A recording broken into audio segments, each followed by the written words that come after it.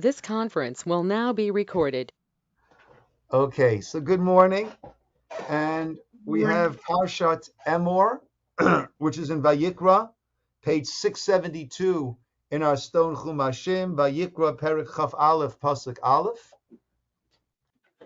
and it works out in a very fortuitous manner that this is the parsha that discusses the holidays and also discusses the counting of the Omer, which is the mitzvah that we are now in the midst of as we make our way from Pesach to Shavuot, right? The mitzvah of the counting of the Omer, primarily, people get confused. Someone keeps asking this question, right? So did they count the Omer before Rabbi Akiva and his students, right? So that is a question that is based upon confusion.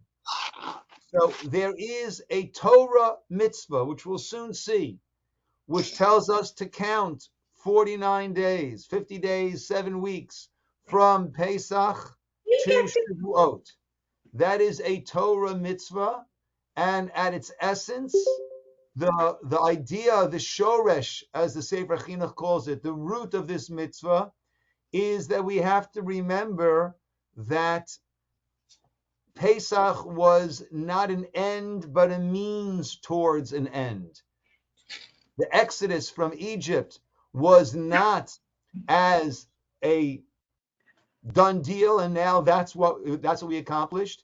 That was in order to enable us to go to Mount Sinai, receive the Torah, and become a nation of God. Good morning, Jenny.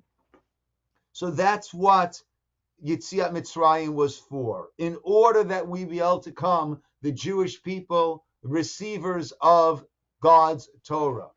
And therefore, in order to demonstrate that, right, the day after Pesach itself, the day of the Exodus itself, we focus on that Exodus from Egypt. And in Israel, they have Leil HaSeder. They don't have 2 days of Yom Tov. They don't have 2 Seder nights. There is the night of the Seder, and there's so much focus on that.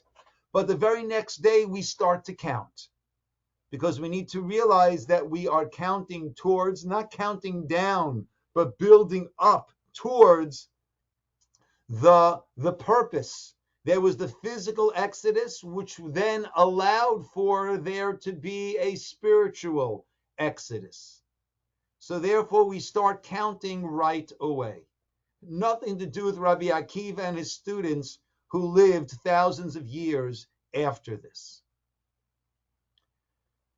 The Rabbi Akiva connection is this: along with our mitzvah of counting the Sfira, counting those 49 days, 7 weeks, getting to Shavuot, during this time period, there was, after the destruction of the Second Temple, there was the death of Rabbi Akiva's students. Rabbi Akiva's students, who were meant to be the ones who would carry on the Torah generation to generation. And according to many, they were on the cusp of the Messianic times, meaning that Bar Kokhba, Bar Kokhba could have been Mashiach. He would have been the warrior leader, political leader, king leader, and Rabbi Akiva's students would have been the spiritual